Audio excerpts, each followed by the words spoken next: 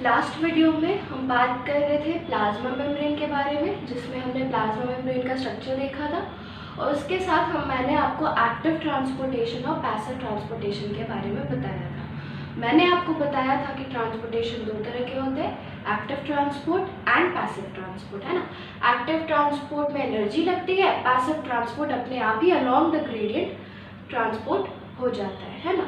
और active transport में आपको एनर्जी लगती है तो आपको अगेंस्ट द कॉन्सेंट्रेशन, मतलब from lower concentration to higher concentration transport होता है। तो आज हम जानेंगे डिफ्यूजन और ऑस्मोसिस के बारे में।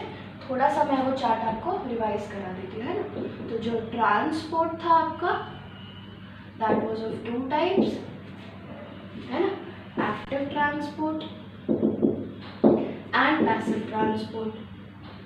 एक्टिव के बारे में मैं आपको बता चुकी थी, पैसिव के बारे में फिर मैंने कहा था दो तरह के होते हैं, है ना।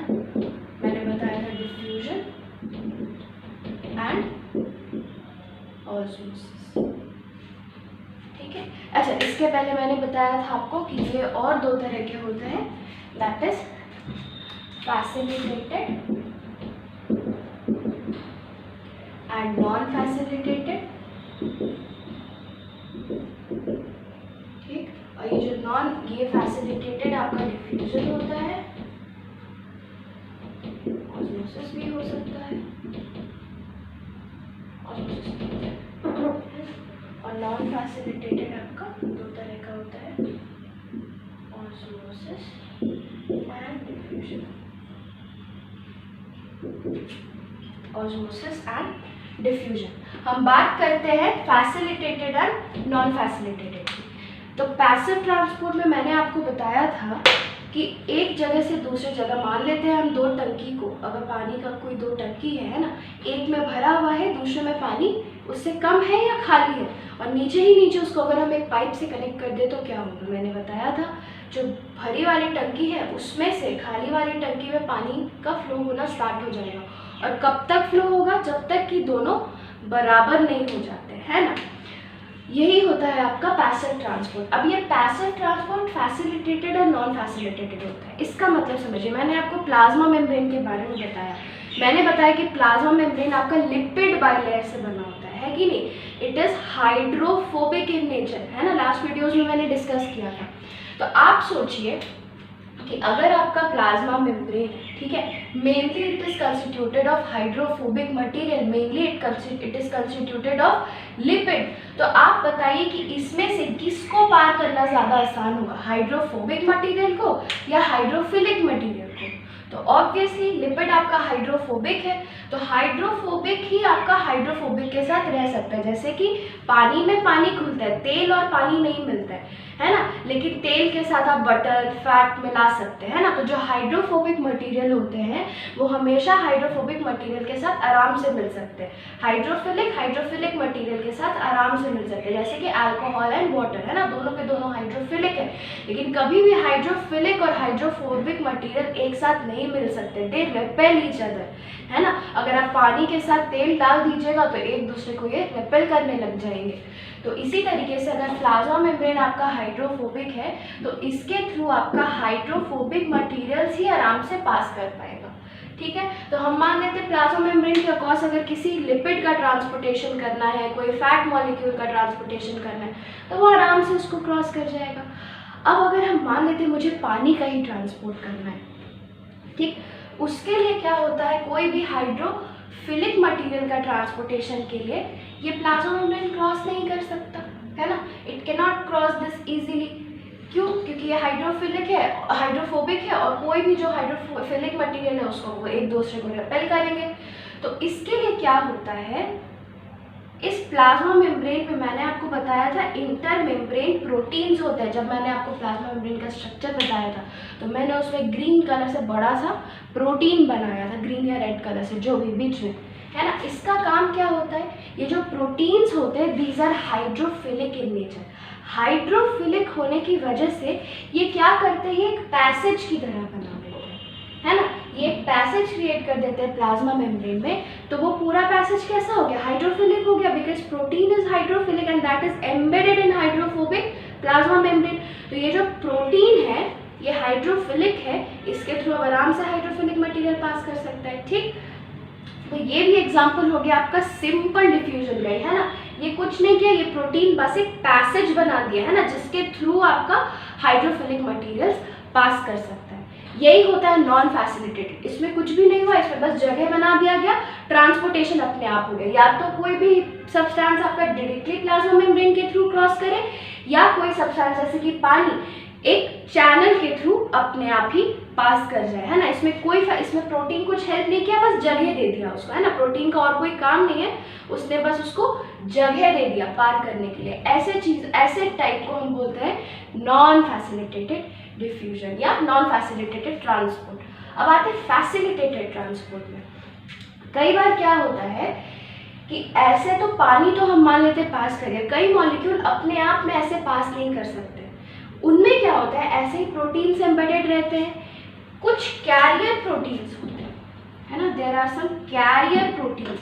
इन कैरियर प्रोटीन्स के ऊपर वो मॉलिक्यूल अटैच करता है ना। हम मान लेते हैं ये कोई कैरियर प्रोटीन है, ठीक। हम मानते हैं जैसे कि कोई हाइड्रोफोबिक मटेरियल हम ले लेते हैं ना, हम मान लेते हैं कि दैट इज सोडियम, हम मान लेते हैं, आई एम जस्ट अज्यूमिंग, है ना। ये आपका प्रोटीन है ना, ये ऐसे डायरेक्टली तो पास कर नहीं सकता है।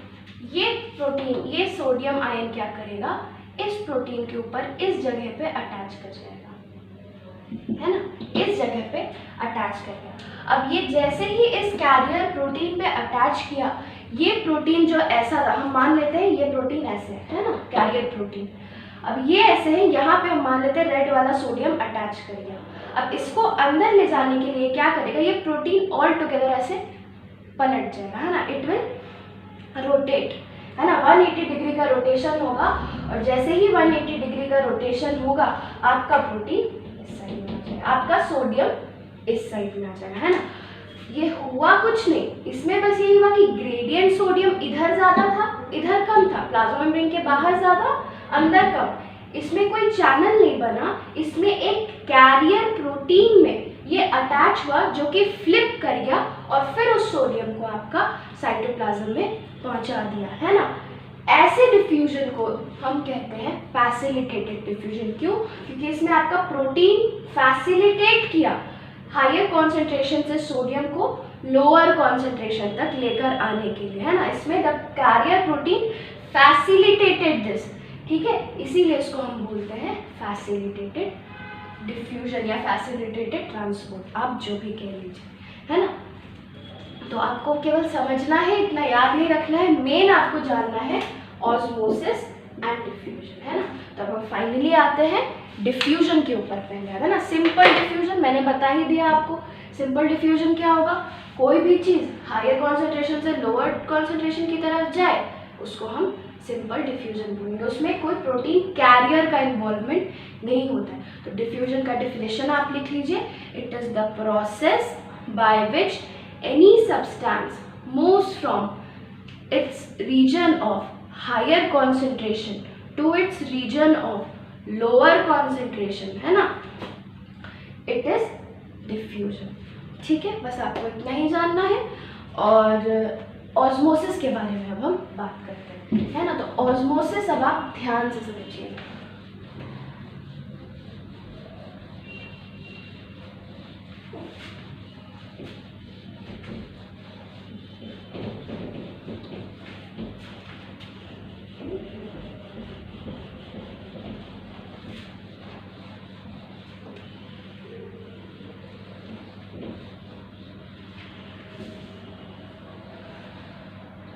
चलिए, हम मान लेते हैं कि मेरे पास कोई दो सोल्यूशन रखा है ना। एक ये बीकर ए ले लिए, एक बीकर बी ले लिए, बीकर ए, बीकर बी, ठीक है। इसको हम पानी से भर दिए, दोनों में, है ना। हम मान लेते दोनों में मैंने 500 ml पानी डाल दिया ना, 500 ml H2O डाल दिया, ठीक है। अब मैंने क्या किया, इस वाले में 10 टेबल स्पून सॉल्ट डाल दिया, ठीक। इस वाले में मैंने 1 टेबलस्पून सॉल्ट डाल दिया। ठीक, अब आप देखिए वॉल्यूम दोनों का सेम है ना, दोनों में 500 ml ऑफ वाटर है। सॉल्ट एज सच कोई वॉल्यूम नहीं लेता है। ठीक, जब ये घुल जाता है this will dissolve, salt will dissolve in water, दोनों हाइड्रोफिलिक है, दोनों का वॉल्यूम 500 ml है। पर अगर हम कॉन्सेंट्रेशन देखें, कॉन्सेंट्रेशन क्या होता है, पहले आप कॉन्सेंट्रेशन का मतलब समझिए। कॉन्सेंट्रेशन मतलब किसी भी चीज़ का अगर हम 1 यूनिट एरिया ले लें, है ना, 1 यूनिट एरिया ले लें या 1 यूनिट वॉल्यूम ले लें टू बी स्पेसिफिक, है ना, किसी भी चीज़ का अगर हम 1 यूनिट वॉल्यूम ले लें तो उसमें किसी चीज़ का कितना पार्टिकल्स मौजूद है उसको हम उसका कॉन्सेंट्रेशन कहते हैं। बेटर आपको एग्जाम्पल से समझ आएगा। आप यहाँ देखिए, हम मान लेते हैं यहाँ पे जब मैंने 10 टेबल स्पूनफुल ऑफ सॉल्ट डाला तो यहाँ सॉल्ट का कॉन्सेंट्रेशन हम कुछ ऐसा देख लेते हैं, तो मान लेते हैं कितना है,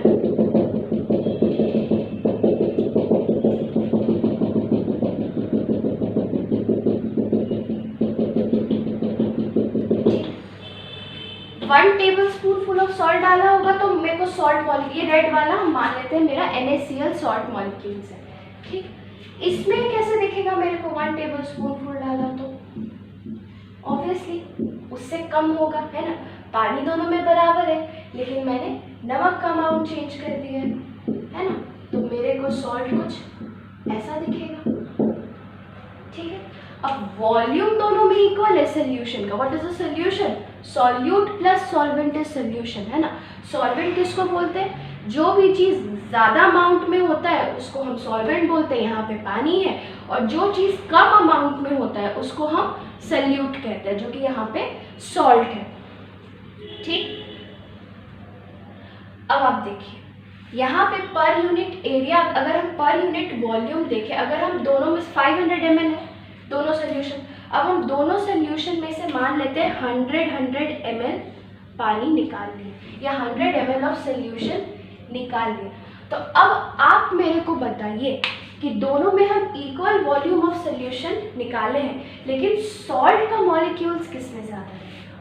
100 ml A में रहेगा या 100 ml B में रहेगा? आप बताइए। तो ऑब्वियसली सॉल्ट का अमाउंट 100 ml A में ज़्यादा रहेगा। क्यों? क्योंकि पर यूनिट वॉल्यूम, अगर हम कोई 1 यूनिट ऑफ वॉल्यूम देख ले, है ना, तो उसमें सॉल्ट मॉलिक्यूल्स इसमें ज़्यादा है और per unit volume salt molecules इसमें कम है। इसी को हम किसी भी चीज़ का कॉन्सेंट्रेशन बोलते हैं। कॉन्सेंट्रेशन क्या हुआ? किसी भी चीज़ का पर यूनिट वॉल्यूम कितना मॉलिक्यूल्स प्रेजेंट है ना, या उसका कितना वेट प्रेजेंट है, कितना जो भी बोले वॉल्यूम प्रेजेंट है किसी और का पर यूनिट वॉल्यूम, उसको हम उसका कॉन्सेंट्रेशन बोलते हैं। तो यहाँ पे हम क्या कह सकते हैं कि concentration of A is greater than concentration of B। कह सकते हैं हम आराम से, है ना। ये चीज़ समझना बहुत ज़रूरी है, नहीं समझ आएगा तो please ask me in my WhatsApp, है ना, ये बहुत ज़रूरी है समझना ऑस्मोसिस के लिए। ठीक, तो A का कॉन्सेंट्रेशन हम मान लेते हैं कि B के कॉन्सेंट्रेशन से ज़्यादा है। ठीक है, इसमें सॉल्यूट का अमाउंट ज़्यादा है, इसमें सॉल्यूट का अमाउंट कम है, और सॉल्वेंट दोनों में इक्वल है। ठीक, अब हम एक सिचुएशन कंसिडर करते हैं, है ना। अब हम एक सिचुएशन कंसिडर करते हैं कि इन दोनों जो बीकर्स थे, ये दोनों जो बीकर्स थे, उसको मैंने एक सेमी परमिएबल मेम्ब्रेन से सेपरेट कर दिया, है ना। जो ग्लास में थे, या आप ऐसे समझ लीजिए कि एक बीकर में, है ना, बीकर ले लिया मैंने और उसके बीचों बीच मैंने एक सेमी परमिएबल मेम्ब्रेन लगा दिया। मैं रिवाइज करा देती हूँ, what is a semi permeable membrane? Semi permeable membrane हम उस मेम्ब्रेन को बोलते हैं जो कि सिर्फ वाटर को अपने थ्रू पास करने के लिए अलाउ करता है ना, सॉल्यूट पास नहीं करता है। ठीक है, सिर्फ वाटर को अपने थ्रू अगर पास करने दे तो उसको हम सेमी परमिएबल मेम्ब्रेन बोलते हैं। हमारा प्लाज्मा मेम्ब्रेन जो होता है that is a selectively permeable membrane. इसका क्या मतलब है कि ये सिर्फ गिनी चुनी चीज़ों को पार करने देता है। मैं ऐसे रिवाइज करा रही है ना, मैंने उसी समय सेमी परमिएबल भी बताया था, सेमी परमिएबल मेम्ब्रेन एक ऐसा मेम्ब्रेन है जो कि अपने थ्रू सिर्फ और सिर्फ पानी को ही पास करने देगा। ठीक है, चलिए तो हम मान लेते हैं एक बीकर मैंने लिया, ये एक ही बीकर मान लीजिए दोनों को, उसको बीचों बीच मैंने सेमी परमिएबल मेम्ब्रेन से, सेमी परमिएबल मेम्ब्रेन को हम SPM से डिनोट करते हैं ना, semi permeable membrane, semi permeable membrane से सेपरेट कर दिया। अब आप सोचिए क्या होगा, डिफ्यूजन होना चाहिए था। अगर हम मान लेते सेमी परमिएबल मेम्ब्रेन में कोई एक होल रहता तो यहाँ से जितना सॉल्यूट है वो इधर आने लगता। क्यों? बिकॉज डिफ्यूजन होगा, है ना। A substance always tends to move from its region of higher concentration to its region of lower concentration. कोई भी सब्सटेंस हमेशा ज़्यादा, जहाँ पे ज़्यादा है वहाँ से कम की तरफ मूव करना चाहेगा, है ना। तो आप सोचिए कि यहाँ से ये सॉल्यूट यहाँ मूव करता है, लेकिन अब मैंने क्या लगा दिया है, मैंने सेमी परमिएबल मेम्ब्रेन लगा दिया है। सेमी परमिएबल मेम्ब्रेन लगाने की वजह से ये जो सॉल्ट है, ये जो सॉल्यूट है, क्या ये इसके थ्रू यहाँ पार कर पाएगा? ये इसके थ्रू यहाँ पार नहीं कर पाएगा, because semi permeable membrane allows only water to move through it, है ना। तो अब क्या होगा आप देखिए, अब मैंने डिफ्यूजन का आपको डेफिनेशन क्या बताया था, आप याद करिए ना।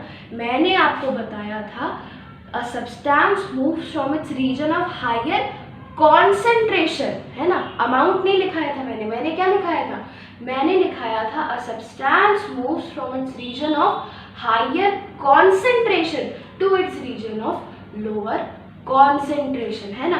तो अब आप देखिए कि यहाँ पे भले पानी का अमाउंट दोनों जगह 500 ml ही है, लेकिन पानी का कॉन्सेंट्रेशन किस तरफ ज़्यादा है और किस तरफ कम है। तो आप सोचिए, सॉल्यूट का कॉन्सेंट्रेशन यहाँ ज़्यादा, यहाँ कम, मतलब अगर हम पर यूनिट एरिया अगर ले लें, आप ऐसे समझिए, है ना, एक पर यूनिट वॉल्यूम अगर हम ले लें दोनों में, तो अगर हम रेड से अगर आपका सॉल्ट मॉलिक्यूल्स को डिनोट किए हैं, तो इसके बीच में जितना भी वाइट स्पेस है ये पानी हो गया, है ना। और यहाँ पे भी अगर हम रेड वाले डॉट से अगर हम सॉल्ट मॉलिक्यूल्स को डिनोट किए हैं, तो जो भी वाइट जगह हो गया वो पानी हो गया। आप बताइए वाइट वाला जगह ज़्यादा किधर है, वाइट वाला जो मॉलिक्यूल्स होगा वो किधर ज़्यादा होगा, इस अगर हम एरिया में निकाल लें तो ऑब्वियसली अगर रेड वाला मॉलिक्यूल्स यहाँ ज़्यादा है तो वाइट वाला जो वाटर मॉलिक्यूल्स होगा वो यहाँ कम हो जाएगा, है ना। और यहाँ पे रेड वाला मॉलिक्यूल्स अगर कम है तो वाइट वाला मॉलिक्यूल्स आपका यहाँ पे ज़्यादा हो जाएगा, ठीक है। तो ऐसे क्या होना चाहिए था, अगर सेमी परमिएबल मेम्ब्रेन नहीं रहता तो कॉन्सेंट्रेशन यहाँ पे सल्यूट का ज़्यादा है, यहाँ से सल्यूट को इधर मूव करना चाहिए था, लेकिन अब ऐसा नहीं होगा। क्यों? क्योंकि सेमी परमिएबल मेम्ब्रेन लगा दिया। अब इसके थ्रू मूव क्या कर सकता है, इसके थ्रू मूव सिर्फ वाटर कर सकता है ना। और वाटर का कॉन्सेंट्रेशन किधर ज़्यादा है, आप बताइए। वाटर का कॉन्सेंट्रेशन इधर ज़्यादा है ना। तो आपका पानी किधर से किधर मूव करेगा, सेमी परमिएबल मेम्ब्रेन के थ्रू पानी तो पार कर सकता है। और पानी मूव क्यों करेगा, मैंने बताया डिफ्यूजन कब होता है, जब कॉन्सेंट्रेशन डिफरेंट हो, अमाउंट नहीं। अमाउंट भले सेम है लेकिन कॉन्सेंट्रेशन तो डिफरेंट है। तो कॉन्सेंट्रेशन जहाँ पे भी डिफरेंट हुआ आपका डिफ्यूजन रोल प्ले पे आ जाएगा, है ना। तो पानी का कॉन्सेंट्रेशन किधर ज़्यादा, पानी का कॉन्सेंट्रेशन इधर ज़्यादा, तो पानी आपका मूव करेगा इधर से इधर, है ना। तो दिस मूवमेंट ऑफ वाटर, है ना, from through a semi permeable membrane, है ना, from a region of lower concentration. Lower concentration किसका, ये बात आपको बताना जरूरी है ना। Movement of water through a semi permeable membrane from a region of lower concentration of solute to a region of higher concentration of solute is called osmosis. Osmosis हम किसको कहते हैं, जब पानी आपका सेमी परमिएबल मेम्ब्रेन के through move करे, कहाँ से कहाँ मूव करे, from a region of lower concentration. Lower concentration पानी का यहाँ लोअर कॉन्सेंट्रेशन नहीं है, लोअर कॉन्सेंट्रेशन किसका है, सल्यूट का है ना। तो सल्यूट का अगर लोअर कॉन्सेंट्रेशन है तो ऑटोमेटिकली आपका पानी का कॉन्सेंट्रेशन हाई हो गया, है ना। तो it moves from a region of lower concentration of solute to a region of higher concentration of solute. आप याद रखिएगा, डिफ्यूजन हमेशा region of higher concentration to region of lower concentration ही होगा, कभी भी हायर टू लोअर नहीं होता है। बच्चे ऑस्मोसिस में बहुत कंफ्यूज करते हैं, बोलते हैं कि हायर कॉन्सेंट्रेशन पानी का से लोअर में जाता है, बिल्कुल नहीं। डिफ्यूजन हो रहा है मतलब डिफ्यूजन हमेशा हायर कॉन्सेंट्रेशन से लोअर कॉन्सेंट्रेशन की तरफ होगा, है ना। पानी का हायर कॉन्सेंट्रेशन इधर है, पानी का लोअर कॉन्सेंट्रेशन इधर है। अगर हम बोलते हैं कि ऑस्मोसिस में पानी लोअर कॉन्सेंट्रेशन से हायर कॉन्सेंट्रेशन की तरफ मूव कर रहा है, तो वो हम पानी का कॉन्सेंट्रेशन मीन करके नहीं बोलते, हम सल्यूट का कॉन्सेंट्रेशन मीन करके बोलते हैं, ठीक है। तो दिस इज ऑस्मोसिस। तो आप ऑस्मोसिस का डिफिनेशन लिख लिए, process of movement of water through a semi permeable membrane from a region of lower concentration, bracket में डालिए, of solute to a region of higher concentration, फिर ब्रैकेट में डालिए of solute, is called osmosis, है ना। और ये osmosis का प्रोसेस कब तक होगा, कब तक पानी इधर से इधर मूव करेगा, जब तक कि दोनों साइड आपका कॉन्सेंट्रेशन इक्वल नहीं हो जाए, है ना। जब तक कि पर यूनिट वॉल्यूम दोनों में equal number of solute molecules नहीं आ जाए, तब तक पानी आपका इधर से इधर मूव करेगा, है ना। तो बाद में क्या होगा, इसका वॉल्यूम पानी का बढ़ जाएगा। वॉल्यूम क्या होगा, 500 ml से बढ़ जाएगा और इसका वॉल्यूम 500 ml से घट जाएगा, है ना। This process is called as osmosis, ठीक है। नेक्स्ट वीडियो में हम हाइपोटोनिक, हाइपरटोनिक, आइसोटोनिक सॉल्यूशंस की बात करेंगे और हम बताएंगे कि उसमें पानी का मूवमेंट कैसे होता है, ठीक है। अच्छा, इसके पहले आप ये बात याद रखिएगा कि पानी हमेशा इधर से इधर मूव नहीं करता है, इधर से इधर भी इस केस में मूव करेगा, बस डिफरेंस क्या होगा, इधर से इधर ज़्यादा मूव करेगा, है ना, और इधर से इधर कम मूव करेगा। तो जो नेट मूवमेंट होगा, है ना, नेट मूवमेंट मतलब कि पूरा मिला जुला के जो मूवमेंट होगा वो अल्टीमेटली इस साइड से इस साइड होगा। हम यही बोलते हैं, इट्स जस्ट लाइक कि मैं इधर 2 कदम चली, है ना, फिर मैं इधर 4 कदम चली, तो मैं क्या बोलूँगी, मेरा नेट मूवमेंट इस साइड का 2 कदम हुआ, मतलब 2 कदम उधर गई फिर 4 कदम इधर है, तो my net movement is 2 steps towards the right, ठीक है। तो यहाँ पे जो भी हम बात करते हैं that is of the net movement. ऐसा नहीं कि इधर से इधर बिल्कुल पानी नहीं जाएगा, इधर से इधर भी जाएगा, इधर से इधर भी जाएगा, लेकिन जो इधर से इधर जाएगा वो ज़्यादा होगा in comparison from a to b, ठीक है। ऑस्मोसिस, डिफ्यूजन हर जगह पे, डिफ्यूजन में भी लोअर कॉन्सेंट्रेशन से हायर की तरफ भी जाता है, लेकिन हायर टू लोअर जो जाता है वो हमेशा ज़्यादा होता है। इसलिए हम बोलते हैं कि there is net movement from a region of higher concentration to a region of lower concentration. यहाँ पे भी पानी का जहाँ हायर कॉन्सेंट्रेशन था वहाँ से नेट मूवमेंट पानी के लोअर कॉन्सेंट्रेशन की तरफ हुआ, ठीक है। ये आप याद रखिएगा। ऑस्मोसिस बहुत बार आता है और इसके नेक्स्ट वीडियो में जो मैं हाइपोटोनिक, हाइपोटोनिक और आइसोटोनिक बताऊंगी वो तो डेफिनेटली आता है ना, उसका एग्जाम्पल्स भी आते हैं, तो वो हम नेक्स्ट वीडियो में देखेंगे।